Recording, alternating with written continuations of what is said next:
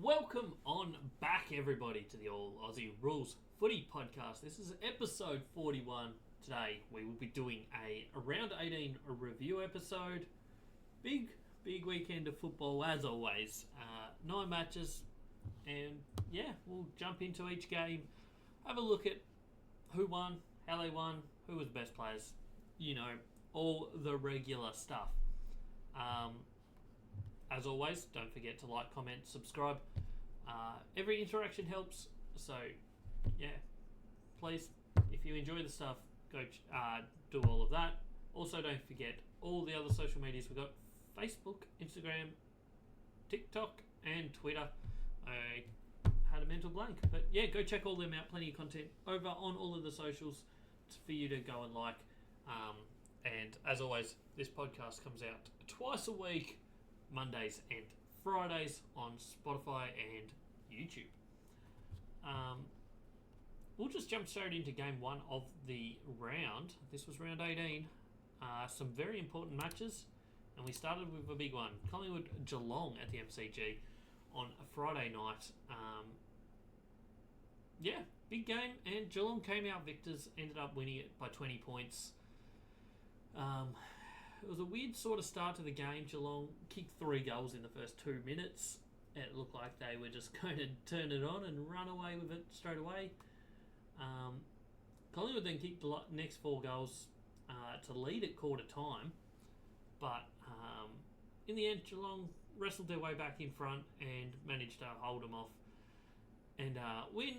I won't say super comfortably, but comfortably enough. Scoring-wise, Collingwood were below average and conceded more than normal. Meanwhile, Geelong were around about their average points for and slightly better than normal for points against. Accuracy, neither team were fantastic at this, both well below their normal rate and the AFL average. Forward efficiency, Collingwood were really good at this. Geelong, not far off their normal, so they were okay. Defensive efficiency, Collingwood were better than normal, whereas Geelong were worse than normal. So some of those stats make it look like Collingwood did okay here, but now we jump into the rest of the stats, and this is where Collingwood got pumped. Inside 50 differential, 21 in favour of Geelong. Huge domination in that area. Collingwood aren't great at field control, but minus 21 for them was a massive loss. Disposal efficiency was horrible, 66.5, whereas Geelong went at 73.5.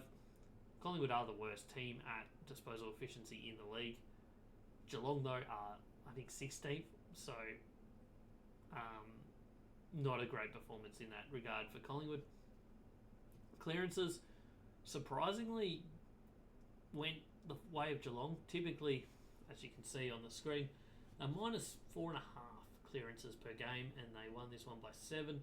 Collingwood aren't outstanding by any stretch of the imagination, but they got pounded in the centre clearances, lost the centre clearance count by 10. And to be honest, that's probably where this game was won and lost just about, I reckon. Contested footy, Collingwood won it but neither team are great in that area. Uncontested footy, Geelong dominated it all day long, plus 60 for the day. We did mention in the podcast last week that neither team are typically great at uncontested footy. That's just not the style of football that they play. And Geelong certainly dominated that area in this one. Tackle differential, as always, Collingwood won that, but it wasn't great. And intercept turnover game, Collingwood were better than Geelong in this area in this game. But they weren't able to convert it into inside 50s, and that's pretty much it. They got the turnovers and then failed to convert them into proper opportunities to really hurt Geelong up the other end. Some interesting stuff from the game. Darcy Cameron had a career high hitouts. He had 58. Just dominated the hitouts. I think he had 31 out of about 40-something ruck contests in the first half, sorry. He had 58, whereas Geelong's total team was like 22, I think. So a massive amount of hitouts for Darcy Cameron. he was really good. He had 18 touches and a goal as well, so a good game from him. Myers for Geelong was outstanding, 27 and a goal. Jeremy Cameron kicked 3 goals, 3. He was pretty quiet most of the day, but made his chances work, I guess. Disposal-wise, Nick Dacos had 32, but it certainly wasn't his most damaging game. So he did have 11 clearances as well, so that's a pretty high number of clearances. John Noble ran off the back line really well. He had 28 touches and almost 800 metres gained, which is a really high number. Dangerfield was one of his better games of recent times. Not huge numbers, but was very influential in the game at important moments. Overall Geelong just controlled this game on the most part. Jamie Elliott returned well for his first game in 5 or 6 weeks. He had maybe even longer than that. 2 goals and 2 goal assists. In the end, Geelong, better team, got the win. Game number 2 was Saturday afternoon. This was down at Launceston, at Utah Stadium. Hawthorn hosted Fremantle in what was to be an important game for both teams. Hawthorn obviously trying to stay in range of the top 8. Fremantle trying to cement themselves in the top 4, I guess. And it was a weird sort of game. Both teams had their periods of domination. Fremantle won the first quarter. Second quarter, certainly late in the second quarter, was dominated by Hawthorn. Fremantle then dominated the third quarter, and then Hawthorn kind of controlled a little bit of the last quarter well enough to get the win by 13 points after trailing by 9 going into the last quarter. They did manage to kick the last 3 or 4 goals, Hawthorn, so a good finish from them. They win again at Utah Stadium. They've played down there 3 times this year, won all 3. I don't know. Scoring 87 against Fremantle was a pretty decent effort. Not too many teams score too well against Freo. Freo hurt themselves with their accuracy, kicking just at 41% in front of goal. Both teams really high number for forward efficiency, and therefore their defensive efficiency was not great for either team. Some of these stats, though, are very, very strange. Inside 50 differential, only +3 to Fremantle, kind of around about the ballpark that you'd expect. Neither team much different in overall clearance, in overall inside 50 differential ability. Whereas if we look at clearances, that's where this game was won and lost, in my opinion. Fremantle, who are the best team in the competition by far, at clearances, got beaten in that area today, this weekend, sorry. Typically win it by 8, and they lost the clearances by 5 to a team that's not spectacular. Granted, they are improving Hawthorn. Just to lose that was huge for Fremantle, to be honest. Contested footy went the way of Hawthorn +7, and uncontested went the way of Fremantle by 23. Tackles difference was massive, as kind of is always the way with Hawthorn. They're not the biggest tackling team. And then the intercept turnover game went Freo's way, which is one of the few times this year that they've won the turnover count. It doesn't happen too often. As I said, Freo kind of looked like they were going to be good enough, but again, Hawthorn just got the job done. It was, in a way, kind of similar to their last game down at Utah Stadium when they played GWS and looked like they were going to lose at halftime. At halftime here, they were in front, but three-quarter time they weren't. And in the end, they were just too good late. They managed to kick 3 or 4 quick ones in that fourth quarter, which was enough to give them the win. They stay within range of the 8. Fremantle, it's not doom and gloom for them. They're still in the top 4. They obviously stole I won't say stole, that's the wrong word. They took the win in Sydney 2 weeks ago, so that kind of cancels out this loss, I guess, in terms of away wins, what they should win, and if they need to make the top 4. So they've broken level in that regard, I think. In the end, they're still looking very good for this season. And just poor kicking in front of goal, to be honest, was very costly for them. 10 goals, 14. I think both teams had 24 shots for the day. And Hawthorn had 13 goals to Fremantle's 10. And I don't think they were overly tough shots, some of the misses from Fremantle. Looking at some of the key stats from the game, Sicily kicked 3 goals, including 2 of the last 3. So huge performance from him once he went forward, I think, in the second half, roughly. Don't think it was just the last quarter. Might have been sometime in the third quarter, I think he went forward. And was crucial in the end, kicked 3 goals. A couple goals for Deer, Bruce and Bailey Banfield for Fremantle. Disposal-wise, nobody on either team had a huge amount. Warple and Will Day both had 24 touches. They're both in very good form.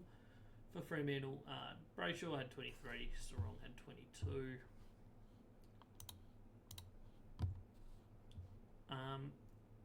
I think Hayden Young and Newcomb both tackled really well. They both had 8 tackles and were very influential in the game in the end.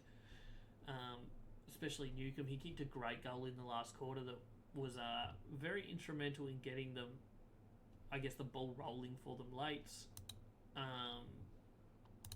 And yeah, that's most of the story. As I said, Hayden Young was really influential as well. He had 4 goal assists, which is a great performance from him. He had 20 touches, 8 tackles, 4 goal assists. So he was very, very important for Fremantle.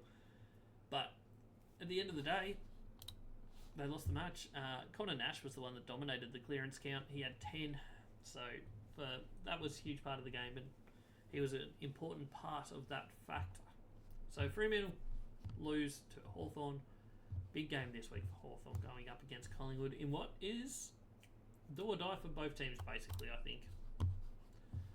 At the exact same moment as that game went on, we had another game happening in Sydney. This was Sydney, North Melbourne at the SCG. Basically, top versus bottom. It's not quite. It's first versus 17th, but give or take. Final result, as expected, really. 138 to Sydney, 59 to North Melbourne. First quarter, once again, Sydney weren't great in it. They managed to win it by 2 points, but they certainly weren't outstanding in that first quarter. But from then on, it was just a domination. They kicked 17 goals to 6 after quarter time. Massive turnaround in their day. Key stats, Sydney's forward efficiency was outstanding, as was their defensive efficiency. They really, really did well in both regards there. Just converting their opportunities and not allowing opportunities for North Melbourne. Plus 25 inside 50s is a big differential, even bigger than the Collingwood-Geelong game, which was plus 21 to Geelong. Clearances, Sydney only just won it, and that was all stoppage clearances. Centre clearances were level, which isn't too big of a surprise. Sydney not the most outstanding team at clearances, and North Melbourne aren't terrible in that regard. Contested footy going the way of North Melbourne was a little bit of a shock, however, but Sydney did win the tackle count, so that kind of suggests that they were the reason North Melbourne was because of the pressure from Sydney. Uncontested footy was dominated by Sydney all day long, though, and as was the turnover game. In the end, game final result was kind of what we would expect from this match, I think. A big score for Sydney and not much scoring from a North Melbourne side of things. Best players, Errol Goulden continued his fine form over the recent weeks. He had 41 touches again, 738 metres gained, 3 goal assists. Goal scoring wise, Papley kicked 4, McDonald kicked 4, Larkey kicked 3, and Zerha for North Melbourne kicked 2, as did Warner, Pink, Luke Parker in his first game back, and McLean and Amati kicked 2.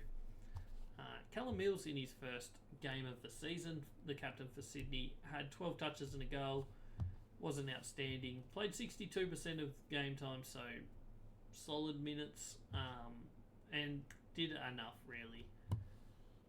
Luke Parker obviously only played 38% game time, so he came on and did enough, 13 touches, 2 goals. As we said, Goulden had 41 touches. Chad Warner had 31. He was great. Clearances were pretty level across the board. No one was outstanding in that regard. Rowbottom continued his fine form. He's been in some really good form. I think he's one of the most underrated players in the Sydney lineup. He had 22 touches, 3 goal assists. So he was really good. Simpkin was solid for North Melbourne, as was Sheasel, who had 29 touches and 2 goal assists. The next game of the weekend was potentially match of the round going in. And it kind of lived up to that, to be honest. Bulldogs win it by 14 points over Carlton at Marvel Stadium. 0 goals, 7 in the first quarter for the Doggies, and they looked in trouble, but things turned around. They kicked 7-2 in the second quarter and kind of just got themselves back in it and ran away with it. And unfortunately for Carlton, 2 weeks in a row, controlled the scoreboard in the first quarter and then got blown away in the second quarter and lost it almost instantly. Granted, they didn't dominate the first quarter. They dominated the scoreboard 22-7, but both teams had very similar stats. Bulldogs just couldn't kick a goal in that first quarter. And in the end, Bulldogs started kicking straight and took their opportunities. Pardon me. So Doggies did well. Great win for them. Big win for them. Keeps them on track for finals or around about finals area. Carlton, they're still sitting second on the ladder. No issues there.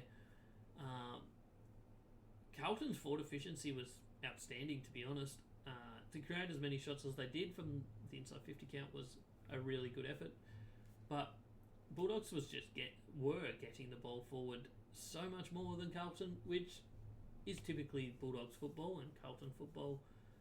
So no massive surprise, but it was always going to be an issue with how did Carlton stop Bulldogs from scoring, because they are going to get the ball forward plenty, and Carlton are not well known for their defence. They concede 86 points per game coming into this, and they've conceded 100 here, so that's only going to get worse. They need to find a way to stop oppositions from scoring. Clearances were pretty level across the board. Bulldogs probably slightly better clearance team overall, but not today or this weekend. Contested footy went the way of Carlton, which we kind of expect. It's the way they play football. Contested footy is a huge part of their game. Uncontested footy, surprisingly though, goes against the Bulldogs, who typically are the best or second best, I'm not sure, but uncontested footy team in the league. They got beaten by Carlton in that area, which would have worried me about their chances, but they still got the job done, so it obviously wasn't an issue. Tackle count went the way of Carlton, and the turnover game went the way of the Bulldogs. Best players, Paddy Cripps is in outstanding form. His last month or so has been better than anyone else in the AFL, to be honest. He had 28 touches, 2 goals, 8 tackles, 11 clearances, a goal assist, 550 metres gained. He was just everywhere and did everything. Absolutely trying to hold this team together, in my opinion. The other best player in the competition at the moment was a little bit quiet in Bontempelli. He only had 20 touches and a goal. Still solid performance from him, but not the most outstanding game. But he also had 8 clearances and 9 tackles, so he was very, very good still. Goals-wise, Riley West and Jamari Ugle-Hagan both kicked 4 goals for the Doggies. Meanwhile, the 2 tall timbers for Carlton kicked 3 each in Mackay and Curnow, whereas Uys and Cripps both kicked 2. As we said, Cripps and Bont were the 2 clearance kings for the game. 11 for Cripps, 8 for Bont. Other than that, I don't know if there's too many outstanding stats that jump out off the screen. Bailey Dale was really good. He had 31 touches and a goal and 638 metres gained, so he was very good as well. In the end, though, Carlton, they need to find a way to stop oppositions from scoring, and the Bulldogs, they need to find a way to do this every week, because their game last week was very, very poor. They come out this week and beat Carlton at Marvel, so if the Bulldogs showed this every week, they would definitely be top 8, but probably a top 4 team, in my opinion. They just need to find a way to do that more often. Next up was Saturday night football at Adelaide Oval. It was wet, it was low scoring, and I don't know, whatever other description words I have for it. But Adelaide got the win comfortably in the end, didn't concede a goal in the last quarter, and ran away with it by 32 points. St Kilda started alright. It was wet weather footy. It was low scoring, as we kind of expected from this game. Neither team have great offense. Both teams have pretty good defense, though. But Adelaide got the job done. It's what they needed to do. Both teams sitting around about the same point on the ladder. This puts Adelaide back above St Kilda, I believe. Where was the game won and lost? Probably territory battle. Adelaide dominated that, plus 13. Clearance battle.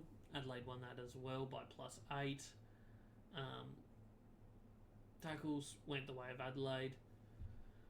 It was just... I think Adelaide were the better team on the night, and the scoreboard ended up showing that. It wasn't the most outstanding performance from them. They were only up by 8 points at three-quarter time. Both teams kicked pretty poorly. As you can see, St Kilda's 27.79% accuracy in front of goal. It's not fantastic. They only kicked 5 goals from, I don't know, like however many shots that is, like 16, 17 shots. So not a fantastic performance from them. Whereas Adelaide, not the most accurate performance, but they did enough to win this one reasonably comfortably. They got a couple of quick goals in that last quarter, which kind of just put St Kilda to the bed. Best players, goal kickers. There was 4 multiple goal kickers. They were Mason Wood, Thilthorpe, Scholl and Sharman, all kicked 2 each. I think both of Thilthorpe's goals were in the last quarter. So good performance there from them. Wangani Malira was good. He had 28 touches, 666 metres. Dawson was good. He had 26 touches, 9 tackles, 5 clearances. Rowan Marshall was outstanding, as he has been for a lot of this year. This kind of weather probably really plays into his hands as a ruckman. He was the best ruckman on the ground. He had 20 touches, 9 tackles, 48 hit-outs, 5 clearances. He was really, really good. Riley O'Brien had more hit-outs with 51, but I think Rowan Marshall probably did more around the ground. But in the end, Adelaide won the game, so that's all that really matters, I guess. There was a second game on Saturday night, and this was just as wet, if not wetter. Pardon me. This was the Bombers Melbourne at the MCG. Wet weather footy. Max gone out for the Demons. Season on the line, and they got the job done. Really gets them into some fine form, Melbourne. After about a month ago looking like they were not going to win another game, they were going to miss finals. They've really turned it around the last month, and 3 weeks especially, and all of a sudden they're looking like they'll play finals again and potentially be a sneaky chance for a top 4 spot. Bombers, it's not the end of the world. Lost a few games lately, but they did win obviously last week against Collingwood, so it's not the end of the world for them. But yeah, they need to probably win games like this. Melbourne are not known for their wet weather footy, so for them to lose this one, for them to win this one, was a little bit of a surprise. I mean, the Bombers are also not the best wet weather footy team, but coming in, I would have thought Melbourne were probably the worst of the 2 teams in wet weather football. For a game that was so wet, Melbourne kicked really, really well in front of goal. Bombers were pretty good too, but not quite as good as Melbourne. Forward and defensive efficiency were both down on normal, mainly due to the wet. which is understandable, as was disposal efficiency was lower, but once again, that's expected. Bombers did dominate inside 50s, +7 for the game, but just couldn't convert it into goal-scoring opportunities, which is kind of their problem in the dry, so I guess it's not that big of a surprise that it was also a problem in the wet. They are one of the worst forward efficiency teams and also one of the worst defensive efficiency teams, so they do need to find a way to maybe improve both ends of the ground. Their defensive efficiency wasn't terrible in this game. It was actually pretty good, a lot better than normal, but they need to find a way to get their forward efficiency going, in my opinion. Clearances, surprisingly dominated by Melbourne, +3 in centre clearances, +9 in stoppage clearances. Bombers not outstanding in clearance game, but certainly typically a better team than Melbourne in that regard. Contested footy went the way of Melbourne. Uncontested footy, no surprise, went the way of the Bombers. That's how they tend to play football. Maybe it's not the way to play wet weather football, not sure. But it certainly kind of found them out a little bit here, I think. Tackles was really good. The tackle pressure from Essendon it wasn't good enough for them to win the game. And turnovers, they won that side of the game as well, did the Bombers. Best players, it's hard to go past Nick Martin in this one. He had 26 touches, kicked 4 goals, including 2 late. It was a weird sort of game in that Bombers looked alright early. Melbourne kicked away. Three-quarter time it was 17 points, and then I think Melbourne kicked the first 4 of the last quarter to look like they were home and hosed. And then the Bombers came home late and kicked, I think, the last 4 goals to get them back within a little bit of a respectable margin and almost give Melbourne a scare. And Nick Martin kicked a couple of those goals. He was very good in the dying moments and all day long, really. He had 26 touches, 4 goals, a goal assist, 400 metres gained. He was really, really good. Other multiple goal scorers, Daniel Turner kicked 3, Bailey Fritsch 3, then 2 to Pickett, Melksham, Langford and Dersma. So all of them were multiple goal kickers. Langdon had 31 touches. He was good. Trent Rivers had 29. Jordan Ridley 29. Shield 28. Zach Merritt was solid. Probably not his best game. 25 touches. Couple goal assists. He was good. Don't get me wrong, he was good. It wasn't his best game ever though. Clearances. Trent Rivers had 8. Durham and Draper had 7. Tackle count, Caldwell had 12. He was huge in that regard, but overall, Sam Draper was the better ruckman. No, so he should be. No Max Gawn against him. 2 not real ruckman, I guess, going against him in Van Rooyen and Petty, but in the end, did the job. Did his job.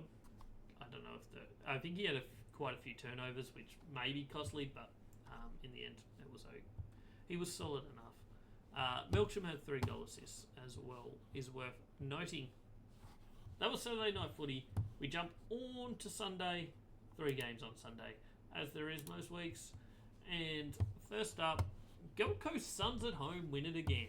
If you haven't looked at it or seen it yet, over on YouTube there is a video I put out last week, which is Gold Coast Suns home versus away. Why can they not travel? And why are they so good at home? So we looked into that in that video, and once again, they did it. They were at home.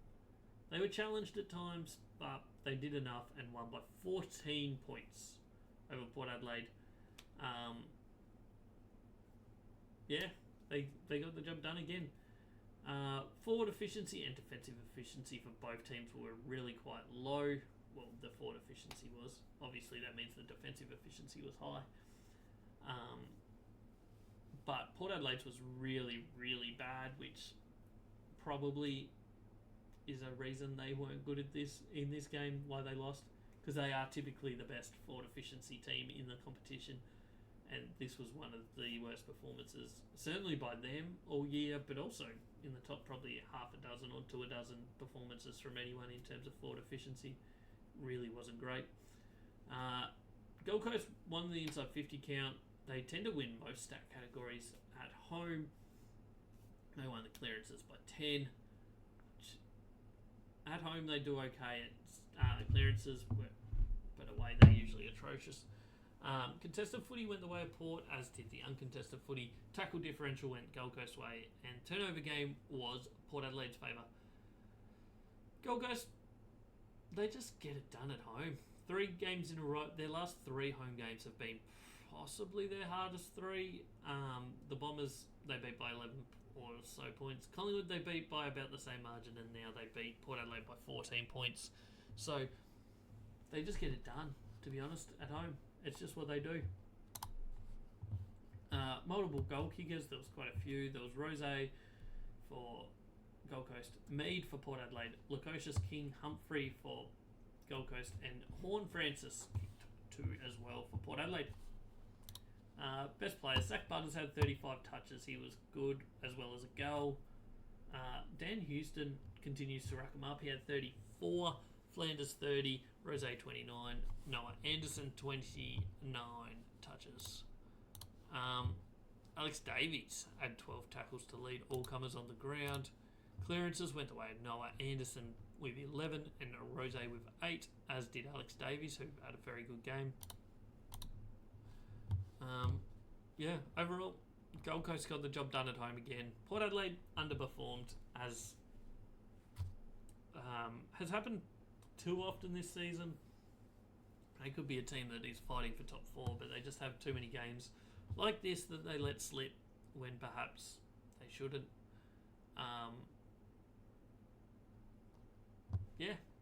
That's about all there is to say about this game, I guess. Gold Coast keep themselves alive in terms of finals footy.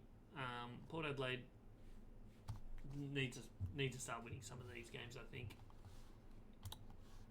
Next up was, I guess, not the most exciting game of the round, but it was Richmond hosting GWS at the MCG.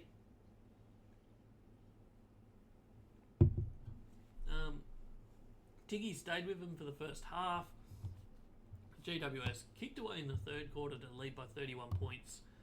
But the Tigers fought hard late, kicked 4 goals to 3 in the last quarter. Still lost it by 24 points, but they certainly weren't disgraced. Let's put it that way. They scored well above their average. They conceded a bit more than their average, but that's not too bad. Positive signs for GWS is 2 weeks in a row they've scored over 100, which is a lot better than what they had been doing. I don't know if you've seen, it was in a video a couple of weeks ago that I posted about GWS for the first 7 rounds scored above 80 every week.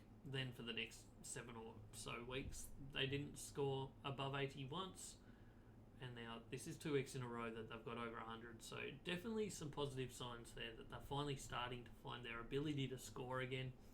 Granted, this is Richmond, their opponents in this one, but it's still trending in the right direction for them, I guess.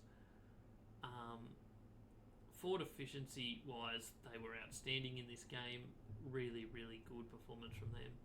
Richmond were pretty good forward efficiency wise as well, but GWS were outstanding, as was their accuracy. They kicked very straight in this one. Inside 50s was the one concern for GWS here. Richmond dominated that area of the game, plus 17, when they typically are minus 13. So a great performance from Richmond in that regard, in controlling the field position.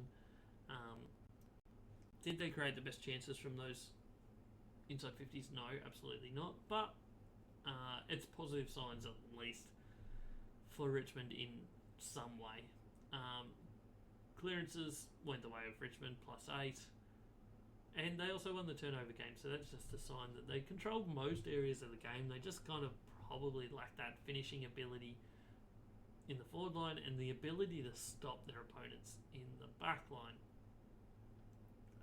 Contested footy went the way of the Tigers, whereas uncontested footy, as GWS tend to play very well uncontested footy wise, they did here. Tackles was hugely in the favour of GWS, plus 40, which Maybe I should have gone back and looked, but I would take a guess as that's the biggest tackle differential of the season so far. Best players, Jesse Hogan, Toby Green both kicked 4 goals. 3 goals to Steely Green for Richmond, 2 to Ward, Mansell, Kaskitsky, and Shai Bolton. Disposal wise, Tom Green had 37 touches, Whitfield had 35. Best for Richmond were 28 for Hopper and 27 for Taranto and Prestia. Tackle count, as we said, GWS were plus 40, so you're kind of going to expect that there's going to be some big numbers here for GWS. And that's exactly what it was. Briggs had 14 tackles, Bedford had 13 tackles, Tom Green had 7. So big numbers there for a couple of GWS players. Clearance-wise, nobody really stood out. Same with metres gained, it wasn't a high metre gained a game. Toby Green had 4 goal assists to go with his 4 goals, so he contributed a huge amount directly right there. That's 8 goals out of GWS's 17, so massive performance from Toby Green, probably his second best game of the season so far, I would guess. I think it was like round 3 or 4. Gather round, I think it was, against Gold Coast. He was really good. This might have even been better than that, maybe. But yeah, overall, GWS are expected to win this. They did win it. Wasn't as convincing as perhaps they would have liked. But they get the 4 points. They continue on. They're trying to rebuild their season after having a really big drop-off after about round 7 or so. So, big win, important win for GWS. One final game of the weekend. It was the Sunday evening game, West Coast hosting Brisbane over in the West. First time Brisbane had played over there in like 7 years against West Coast. And once again, kind of like the GWS game, Brisbane got the win as they were expected to. Not as convincing as perhaps they were expected to, but does that matter in the end? Not really. They got the 4 points. They continue to fight towards the top 4, and they have what is game of the round coming up this weekend, hosting the Sydney Swans in what is a massive game at the Gabba. So that's a must-watch, I think, this weekend in the football world. It should be a cracker. Are Brisbane the real deal? Have they got themselves right back into contention? I believe so. I think they win it, to be honest.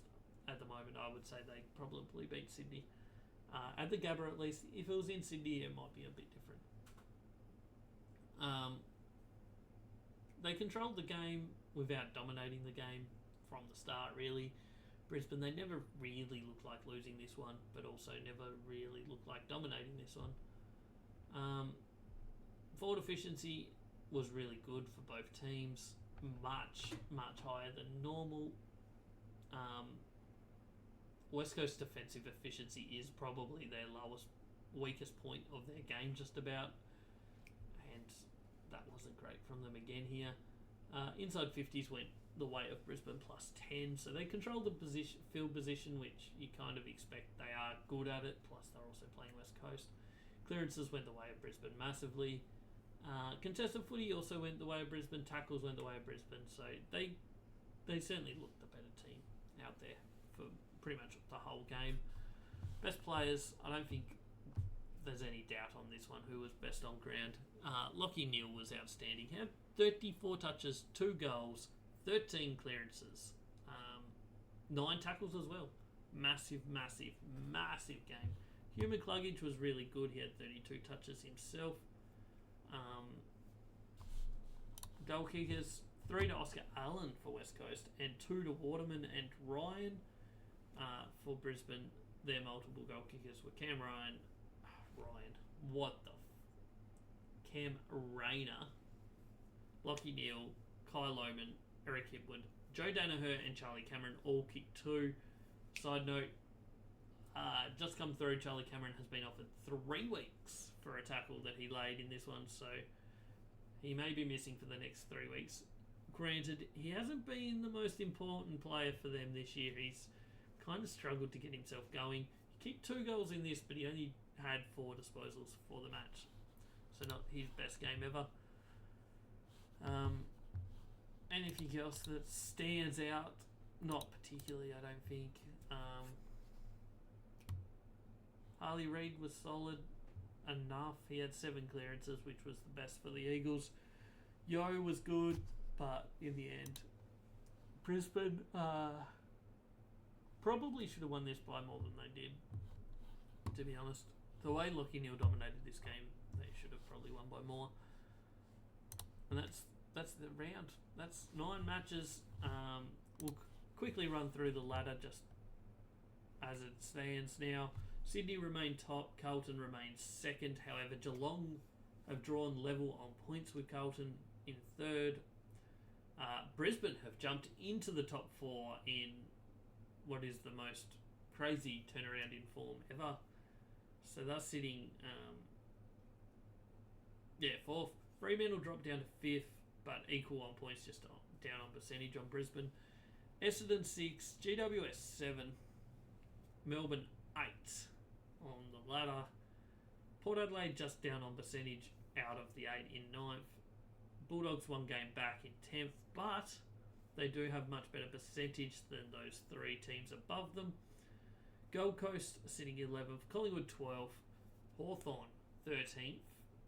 That is the end of teams that can realistically make finals. We then drop down to Adelaide 14th, St Kilda 15th, West Coast 16, North Melbourne 17, and Richmond 18. North Melbourne and Richmond's percentage is tightening up, so it'll be interesting to see how that continues for those 2 teams over the next few weeks. Some big games coming up this weekend. Sydney, Brisbane, as we mentioned, game of the round. Carlton should win against North Melbourne. Geelong play the Doggies in what is a big game, especially for the Bulldogs, but also for Geelong. They can really get themselves a good spot in that top 4 with a win here. Fremantle have a big game against Melbourne, 5th versus 8th on the ladder. Essendon host Adelaide in what they would be expecting to win. However, Adelaide have beaten Carlton at Marvel earlier this year. GWS play Gold Coast. And the only other teams that are in finals contention is Collingwood Hawthorn in a big game. Losers probably done for the year. Winner keeps their season just alive. Yes. So, one last thing to look at before we wrap this episode up, and while I get it up, which is my tips for the week. There's going to be some bonus videos this week over on the YouTube channel, so go check them out. There will be a run home video going out on Wednesday, which is going to look at the teams fighting for finals contention. So I'm going to do everyone from 2nd down to 13th. Their run home, how many wins we expect them to finish on based on their chances in each match, I guess. And then potentially another video on Thursday as well, depending on what I find and whether I can create another video, I guess, in this week. Look at my tips this week, and we had success. We had success, team. 9 of 9. Celebrate it. It doesn't happen often. So we got Geelong right. They obviously won by 20 points, so a bit more than we tipped, but still solid enough result for us. Next up, Hawthorn. They actually won by 13 points, so only 10 points off there. Sydney was kind of close. I suggested 62. They won by 79. Bulldogs won by 14. We suggested 4. Adelaide won by a lot more than we thought, by 32 points. Melbourne also won by more than expected with a 17-point win. Gold Coast won by 14. GWS won by 24. And Brisbane won by 13. 9 of 9 gets us to 100 for the season out of 153. Is this where our season finally turns around? We've got a few more weeks left. We can still make a late run for a decent season in footy tipping this year. We're out of contention of being anywhere near the top people this year, but we're fighting our way. Yeah, big week here with 9. Hopefully we can continue that on in the coming weeks. But yeah, that's everything I've got for you this week. On this episode, at least. Sorry, not for this week. As I said, videos coming out on YouTube. Also, next episode of the podcast will be episode 42, round 19 preview. Will be live on the YouTube and Spotify channels on Friday morning with a look into all 9 matches coming up this weekend in what is a massive weekend of football. Some important games, big games. So come back, check it out on Friday. Thanks for tuning in. Don't forget to like, comment, subscribe. As always, thanks for tuning in. Peace.